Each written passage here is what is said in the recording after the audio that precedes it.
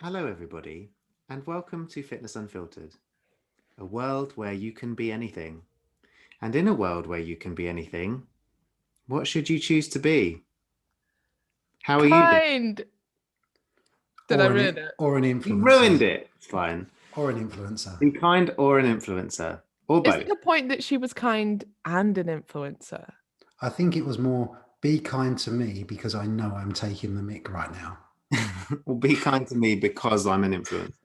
Yeah, be kind. So the use and abuse of the kindness card, and I think what falls into it as well is potentially, which is a bit more of a contentious issue, mental health used to explain the inexcusable sometimes. I Yeah, think that is exactly the same argument, isn't it? yeah. Basically, her saying like, "Be kind because it's nice to be kind to people, even though I'm doing something that's completely wrong and hurting loads of other people." Yeah, negative. But, it's that self deception thing, isn't it? In her mind, she's motivating the nation because I don't know about you. I feel really motivated watching people in other countries living their best life. Someone's just at the door. Hang on. You Oh, carry on. That's so rude. how rude! That's How not rude! kind. That's not kind, Mike. Well, I mean, Mike was going to lead this podcast, so now we're a little bit lost. Well, no, he's done the intro, hasn't he? What do you think? Have you ever thought about packing up shop and going to Dubai because you think it'd be more influential and motivating for your clients? No, I think the exact opposite. And I actually put this to my clients. So I asked in the group, not that I was thinking about doing this, but I was just interested to hear what people would think. Because to me, it's always come across like if I see other personal trainers out there and I think, what would I think if I was their client? I just think you're completely unrelatable. And I thought that before the pandemic, but now it's obviously heightened. Like, okay, so we're stuck at home in the freezing cold in lockdown and you're out there like living your best life, not really having many restrictions, going to the beach, sunning yourself, getting to use a gym. Like, I think what's quite motivating is your coach going through the same things that you're going through, but dealing with them well. Like, yeah, okay, we can only work out at home. I'm doing the exact same and I'm getting results and I'm not letting it demotivate me. I think that's much more inspirational than someone being like, guys, you can definitely do it. Like, it's not that hard. Get some resistance bands. By the way, I have a full gym set up here and it's really sunny and there are no COVID restrictions. So, Well, that was but it, I wasn't it? completely understand what you're Deliveroo saying. has literally every restaurant under the sun.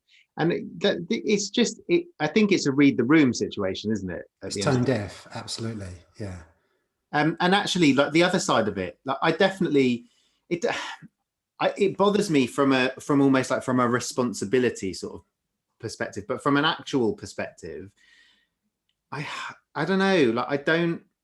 I think that should we be saying that people shouldn't be bothered by people being in a better situation than them because we shouldn't be having comparison culture and all of that kind of stuff. But I suppose it's just it's more the argument that is it a responsible thing to do to be traveling at the moment? Although you could argue that it does take some pressure off the NHS if there's fewer people in the country. But what I can we? suppose Yeah, but they're going to come back at some point, aren't yeah, they? it's the It's different if you're responsibility. like moving to Dubai and you're not coming back, like fine. Yeah. The responsibility aside, I think on the people traveling, I just think it's with what you're sharing maybe is quite revealing on a personal level, and that there's some level of self-deception going on there in which they're convinced they're doing the just and the right thing for the nation. It is interesting, like almost how little like what's the right word? Maybe like self-reflection Insight. people have or insight into like what people might think of what they're putting out there. People have and I mean this within people in the UK as well. So I've seen like I know that certain people have unfollowed people because, for example, they own a gym and they're just posting up their training as they normally would. And Hmm. it's like, is that insensitive? Like, it doesn't particularly bother me personally to see it, but I can completely see how if you're someone who is really missing the gym, really struggling at home, and then whether it's your coach or not, someone's like, oh yeah, I still go to the gym because I own a gym, which is like, in some ways, I'm like, it's one of the very few positives to owning a gym at the moment. Like, it's a pretty shit situation to be Yeah, in generally. Yeah, they're But paying a do three you grand a need? month gym membership yeah. effectively. Yeah, Why exactly. wouldn't they be using their own gym? And I Uh, completely get that, but do you need to show that off? Yeah, I think with the Dubai thing, it's the justification of it, I guess. It's I'm going to escape these circumstances and label it as something else, even though it's clearly not that thing. And I think Because what you said about insight is very valid from the fact that, look at the reaction to that clip from this morning.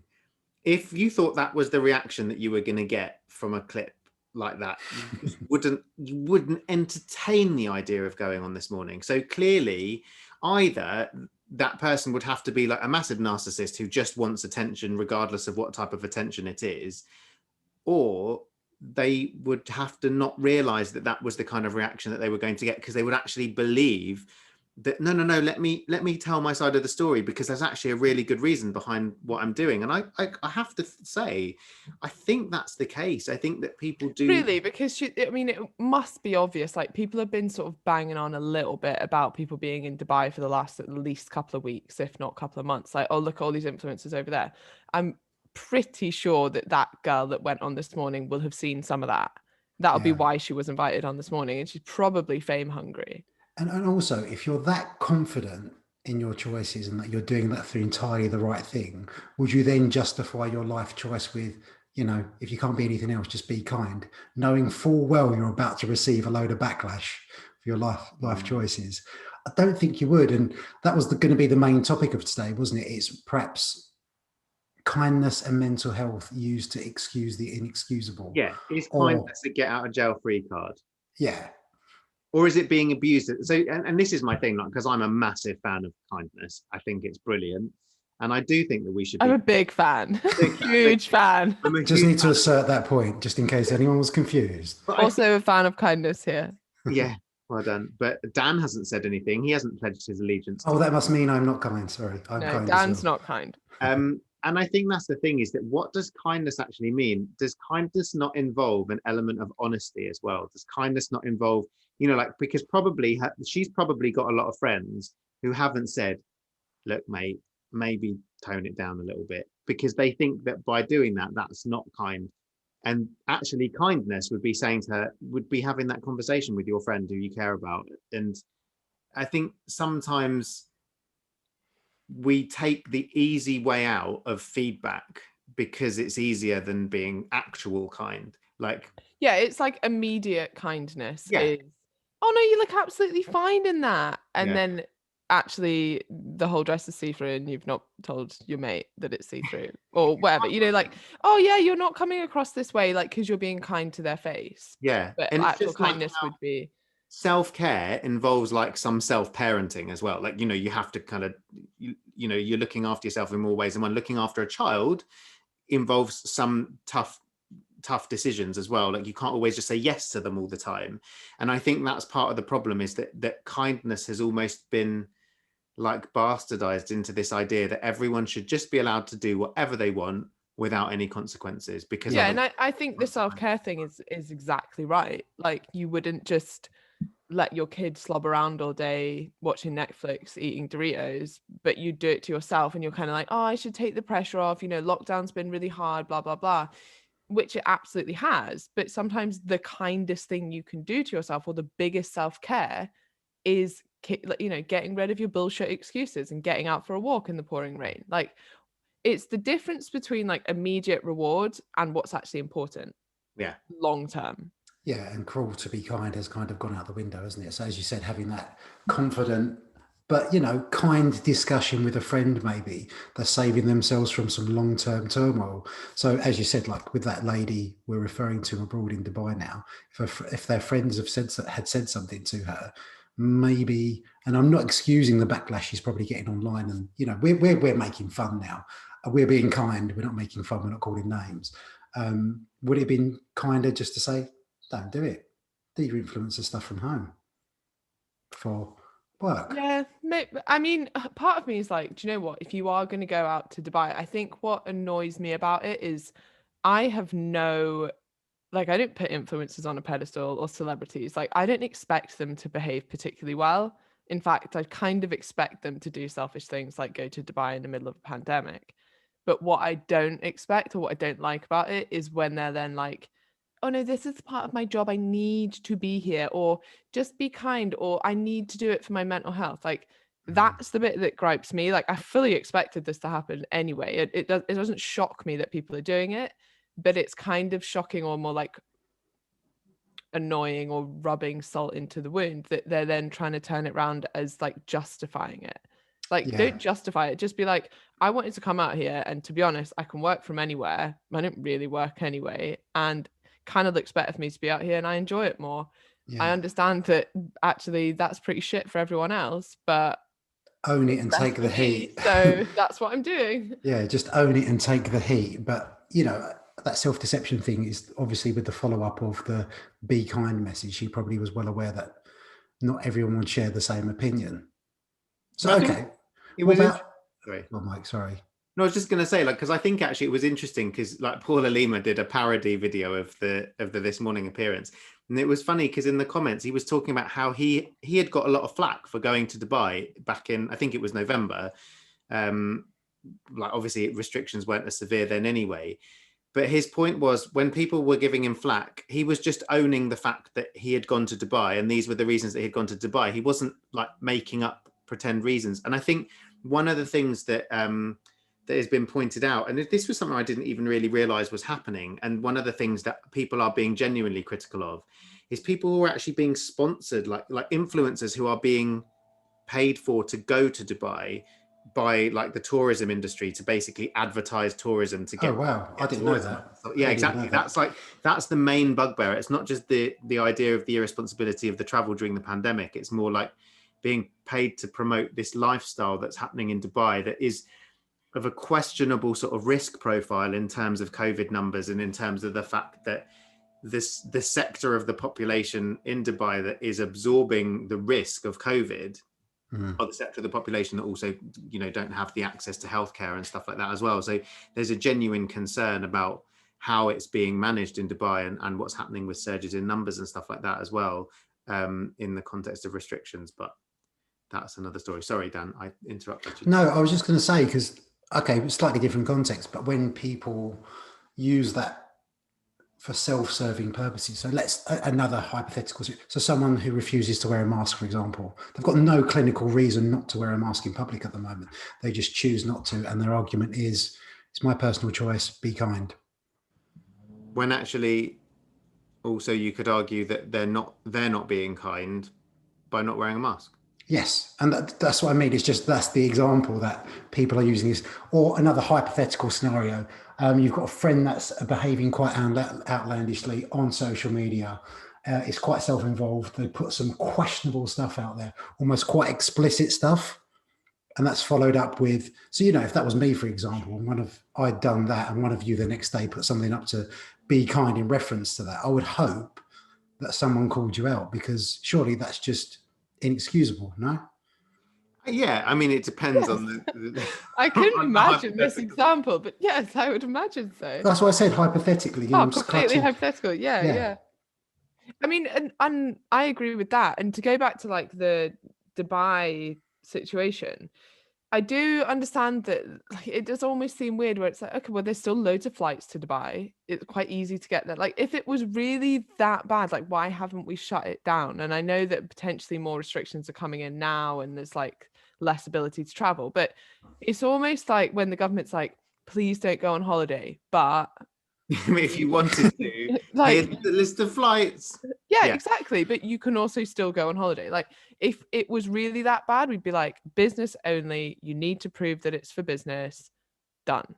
As opposed to there being these, and I mean this throughout like the whole of this year, really, like don't go on holiday, but also we don't want to totally shut down the tourist like or travel side of the economy, because then we probably have to support that. So we'll just say that, but then not really stop you from doing it. So we kind of get the best of both worlds, but also the worst of both worlds. And I think it's an important point, because I think that, you know, throughout the whole process, like, you know, we often talk about, you know, sticking to the regulations and all that kind of stuff. You cannot deny that even if, you know, I know the regulations because it's my job to know the regulations, and I still have to look them up every time somebody asks me, you know, like if a patient asks me if they're allowed to do X, Y, or Z, I have to check a website to figure it out.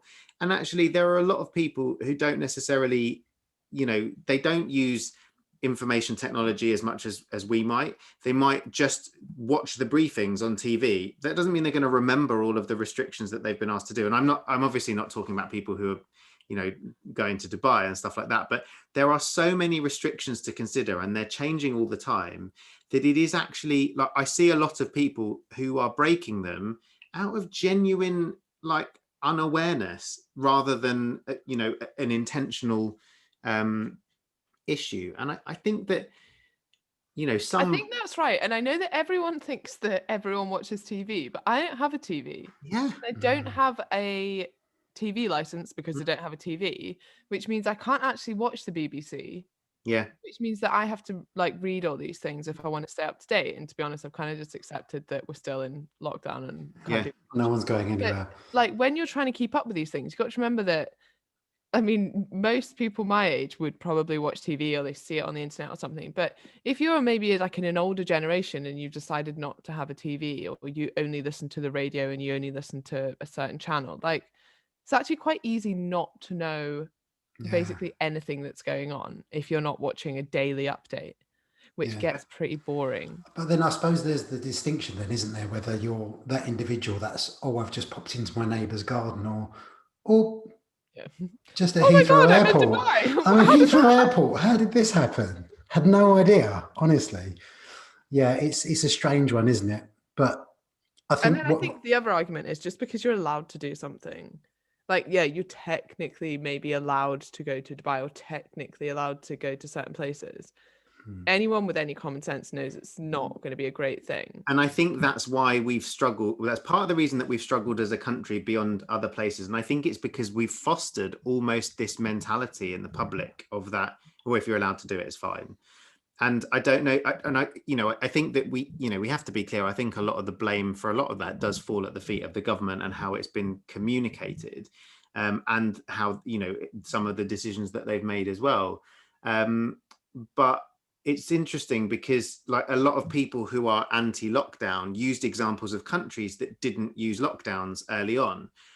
But the reasons that those countries were successful in suppressing the spread of the disease was because they didn't need lockdowns to get people to stay at home. So yes, they could open cafes, but if someone went to a cafe and saw that it was busy, they wouldn't have gone in, for example, because they've got such a high level of concern for their health, etc., that they would be sensible. Yeah. And I think that we've very interestingly seen that people are pretty happy to do what they're allowed to do over here. And I don't know what that is, whether that speaks to something cultural or something in relation to how it's communicated by the government.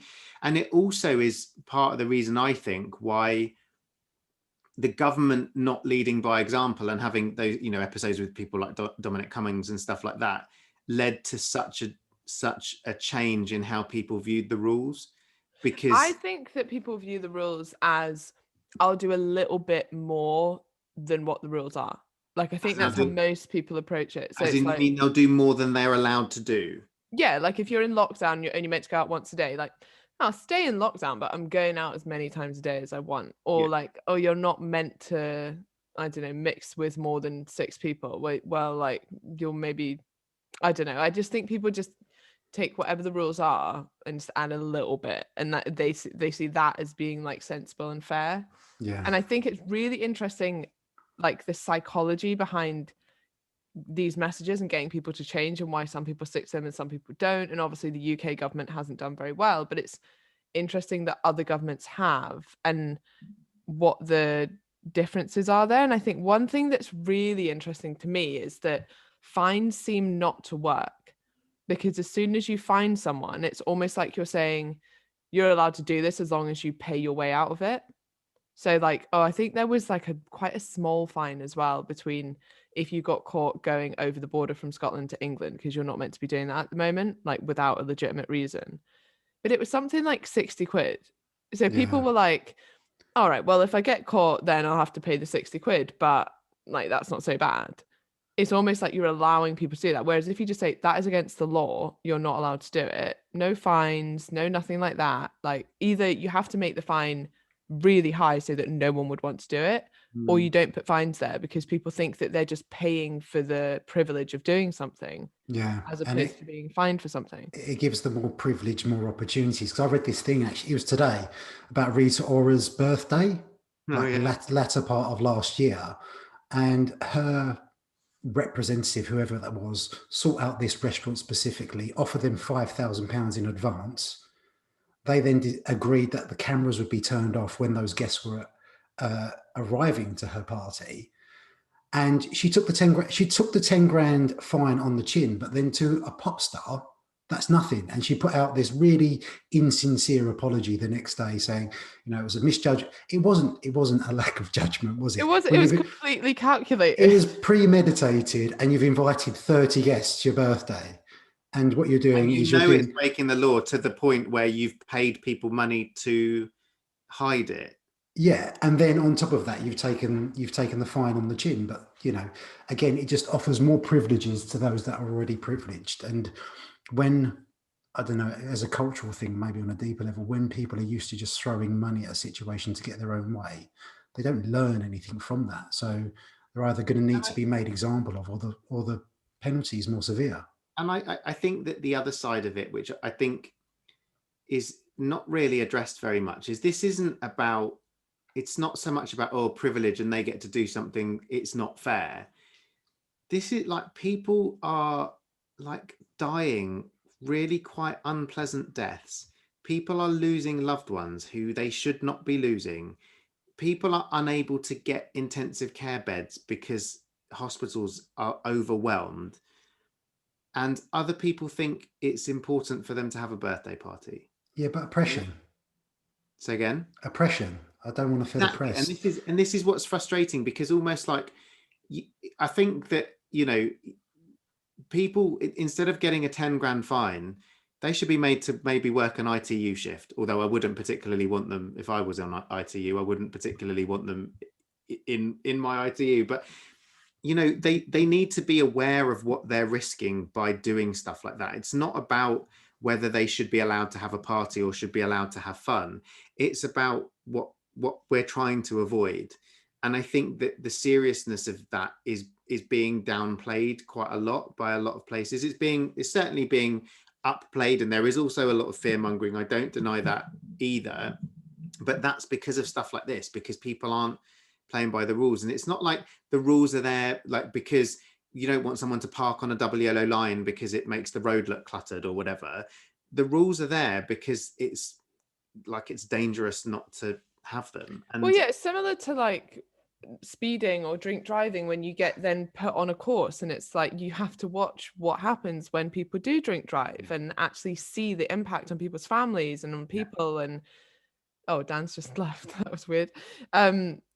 But I think the same sort of thing. And obviously we didn't, because this is unprecedented and new, like we didn't have that sort of thing. But I imagine that if you sat down someone like Rita Ora and was like, cool, we're gonna like do these interviews with families of people who have lost loved ones.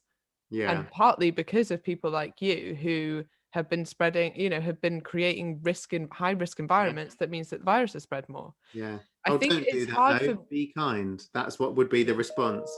Because it would seem almost harsh, wouldn't it? Like that almost it is harsh, but like sometimes you need harsh. She should go to ITU. That makes me feel like, that's really out of order.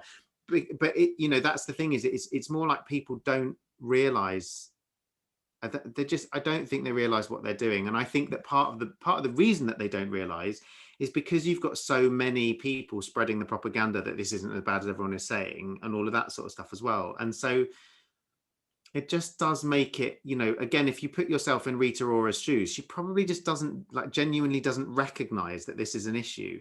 It's like when people buy diamonds and, there's issues with diamonds. People don't realize there are because they're just shiny and they have lots of money and they want to buy them. There's lots of ethical issues behind a lot of things that we don't necessarily realize, but this is such a big issue that it just is. I just don't know why. I think that like as much as kindness is used as a get out of jail free card, so is ignorance. Yeah. And I think like that needs to change as well.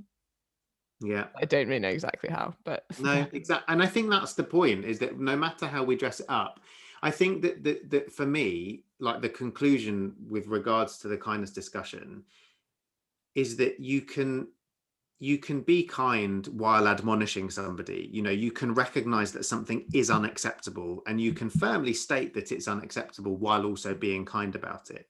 But kindness doesn't mean that you ignore that it's unacceptable. Kindness means that you deliver whatever, retribution or punishment that person should have, like by the law or whatever, and that's what they get. But it's not, you're not throwing tomatoes at them. That's not kind.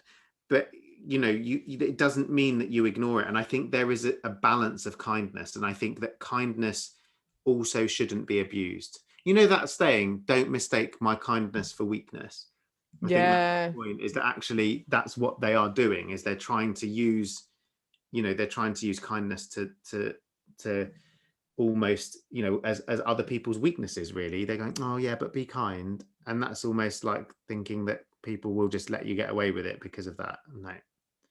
It is an interesting debate, and like kind of back to what we were speaking about probably last week when we upload this, but like calling people out and the fact that you'd want to be kind to people, and although maybe they've done something wrong, do they deserve to be like publicly shamed about that? And like, we should still care about how they feel in their own mental health. But at the same time, like if people just think that they can get away with things because people won't call them out because they won't want them to feel upset, like that's, because a lot of the reason that people are quote unquote good is social pressure. And without that social pressure, I think a lot of people would do a lot more things that are potentially bad for society because they think they can get away with it. So I think to some extent, like public shaming is a bit far, but like social pressures help us behave in a way that's going to help the whole of society, as opposed to just behave in a purely selfish way, which to some extent, I think, as much as selfish is seen as a bad trait, most of us are inherently selfish to an extent. So if you think that you can quote unquote get away with something that is going to benefit you personally, but might negatively impact others, especially when it's quite far removed. So like COVID is not, probably no one caught COVID from Rita Ora's birthday party. Yeah. So you can sort of remove yourself from it and be like, well, we were all safe beforehand and the risk doesn't feel that big. But if everyone did that, we'd be absolutely fucked. Yeah. And that's the thing, is that the other thing that you risk by, with that social pressure is how that social pressure is applied can result in positive change, or it can result in pushing that person deeper into that segregation. And I think that's where the kindness thing becomes important, because it's not necessarily about, I think you're right. I think everybody should have an awareness and an understanding of the mental health of other people, and you shouldn't just be destroying that. But sometimes, if you do something terrible, it is going to affect your mental health if you have a conscience. And actually, that in itself is a reason to kind of, yes, you do need to be kind about it, but that doesn't mean that you ignore it. And I think that finding the balance of how to do that is very difficult. Like in my job, when you have a duty of care to people, like we might talk about like perhaps a zero tolerance to abuse. So if somebody's abusing you, you might say, look, I'm not carrying on with this. But that limit is set at a very, very high threshold. Somebody would have to do quite a lot of stuff for that to happen.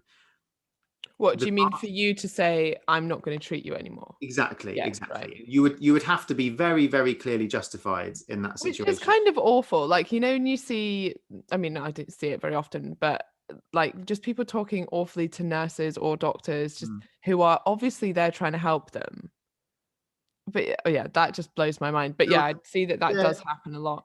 And it blows my mind as well. But then at the same time, I think what people underestimate is that the impact, and again, this is why it often can come across as a bit soft in a way, and a bit too overly kind. But I sort of see both sides of the story, because when someone is sick, or when their relative is sick, or when they're worried about sickness, or they're worried that there's something seriously wrong with them, what that does to people's stress levels and to people's behaviors can be quite impactful. And people yes, it's right to recognize, and there will be conversations that I will have sometimes where I will say, look, how you behaved in that situation wasn't acceptable. You really can't do that.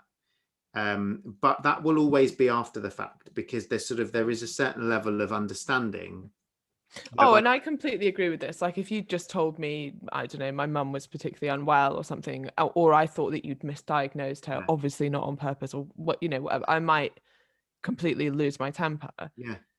But that's not the same as like flying off to Dubai in a pandemic. Yeah, of course. Absolutely. No, I'm not comparing the two situations, but what I mean is, like, how you respond in that situation when the people aren't necessarily behaving well really affects how things go from there.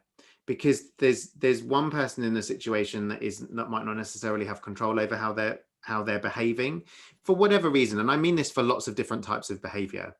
But then you do have control over how you behave. And I think that's why I always struggle with it, because actually, when it comes to stuff like social media, when people put up a post on social media, you don't often know what frame of mind they're in when they posted it. And that was why I found Diran's podcast with Holly from Geordie Shore really, really interesting, because it's the first time I've really heard somebody frame what frame of mind they were in when they did something, like the financial pressure that she felt to work with a company, the contractual arrangements, the fact that she would potentially be, have legal action taken against her if she didn't post those things, or if she deleted them. All of these things that we don't necessarily consider. And I think that's, it's really easy to be one-sided, but you don't have to be unkind to be two-sided is my point, I guess.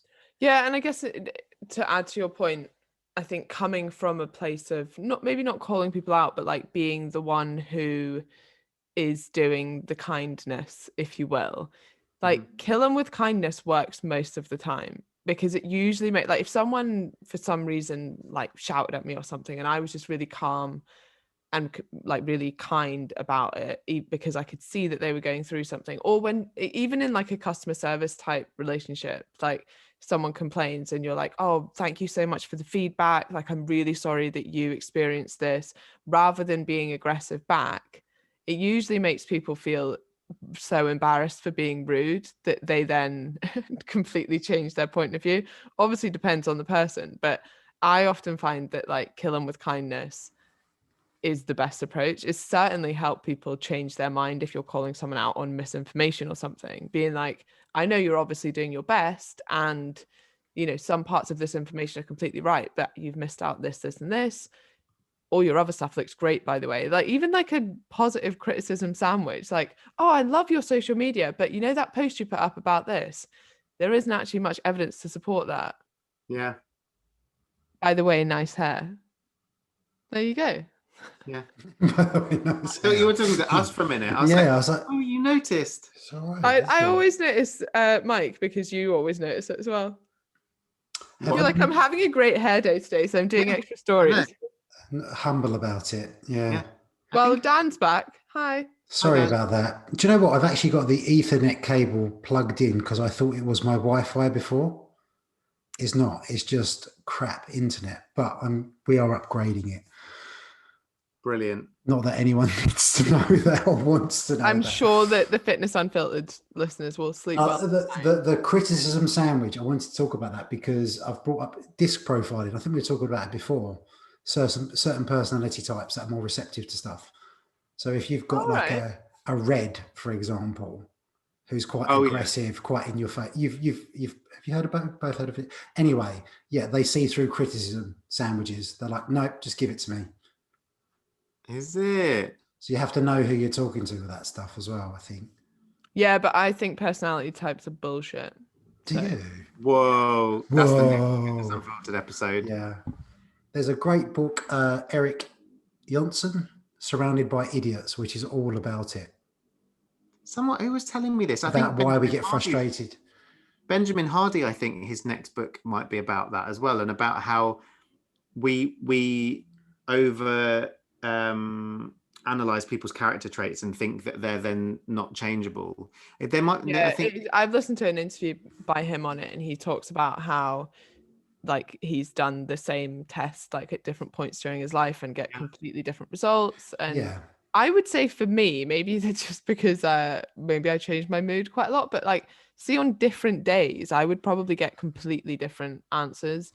And even things like on how the questions are worded, exactly what situation you're in, and also like as much as you don't think you're biased, like sometimes to what you think people want. So if I was doing a personality type testing and it was like something to do with like relationships, I'd answer it in a different way than like how I approach my business. Yeah. But I also think that I'm quite different in my personal life than I am in my business life, like almost opposing in many ways. I think that's what would be if you develop skills. Like, I think that probably, your personality as an employer is different to your personality as a coach or as a doctor, which is also then different to your personality as a friend as well. Like it's just, I mean, I think some traits will run through it, but I don't think that they're unchangeable. And I think that, I do think it's. I think the only place that personality type testing has is that it often makes you realize your traits. So you might be like, oh God, like I'm coming across as very abrasive, for example, or like, for example, I wouldn't know what that, I would know. Anyway, like but you'll see certain traits and you can either say, oh yeah, like that's how I want to come across. I'm going to continue being the way I'm being. Or you can be like, oh, that's actually quite a useful self-assessment tool. And I'm going to change that. Like I'm going to make sure that I know that my predisposition is to come across like that or to be like that. So I'm going to make sure that I work against that. Yeah. And that's effectively what it is. It's a profiling system, and it does give you specific context specific examples of what you might be inherently, but arguably like everyone needs an element of it. That is what emotional intelligence is adapting your style and your approach, your tonality, everything like that based on who you're talking to. You know, like you can have a different level of bants with certain people that you perhaps wouldn't be able to have with another. But it's interesting. Anyway, what did I miss? Was it interesting? Loads. You'll have to listen back to the podcast, Sam. Okay. Are we wrapping? Does that mean we're wrapping up there? Yeah. Can we just talk about the mental health bit again, please? No. No, I was just going to say, because I think, and like the inherent personality traits, sometimes that's used to explain the inexcusable as almost, and I see it comparable to like people who drink. You know, everyone knows that one person that drinks that gets just totally out of hand. Yeah. That they're like, oh, you know what I'm like when I've had a drink. And there's a little bit like, well, if you're a bit of a dick when you've had a drink, just don't drink as often. Yeah, 100%. I couldn't agree more, especially with that example. I'm like, then don't. Like, if you know that you're if you know horrible you're a horrible to people person when you drink, then don't drink. I think it's really tough because there is a fine line between where is your personal responsibility for your actions and where is an understandable level of allowance for people who love you for your flaws. And I think that's the intersection between that is a really important place to find for people. And that's where we run into difficulty, because everyone has flaws. Nobody's perfect. We all do things that aren't right. But it depends how we approach them, like how we approach what we do and how it's tolerated by people around us. Like accepting people's flaws is very different to accepting people's irresponsibilities. Does that make sense? Yeah, no, I agree with that. There's actually quite an interesting sort of theory to that, in the, or more just like an observation, in that a lot of people's flaws, or what you find potentially most annoying about them, are actually like the shadow side of what you love most about them. So for example, like I spoke about this on the ESG Fitness podcast the other day, and I used my friend as an example. So I love her because she is like the bubbliest person you'll ever meet. You could leave her in a room with anyone and you'd come back and she's like best mates with them, makes everyone feel completely welcome. But she is always late for everything. They are two sides to the same coin. She's always late because she's bumped into someone that she knows, or like she's off chatting to some random person at the bus stop, and she's like, oh, I met an old lady who needed me to help her find a shop, so I just went, oh, and I'm like, you're an hour late than when we were meant to meet. But that, or that she's been at lunch with someone and like the conversation kept going. The reason that I get annoyed with her is the exact same reason that I enjoy her friendship so much. And I think there's loads of examples like that. Like more examples to come in things like a lot of the reason that certain athletes are potentially very good is because they are quite aggressive, but that's also probably the reason that they, you know, lose their temper quite a lot. And so it's not just about, and in that example, that might be something that you realize about yourself, like, oh, okay, this thing that makes me very good when channeled in the right direction in sport is also what's causing me a lot of conflict in my personal life. I need to manage that better. Pistorius jumps to mind. Yeah.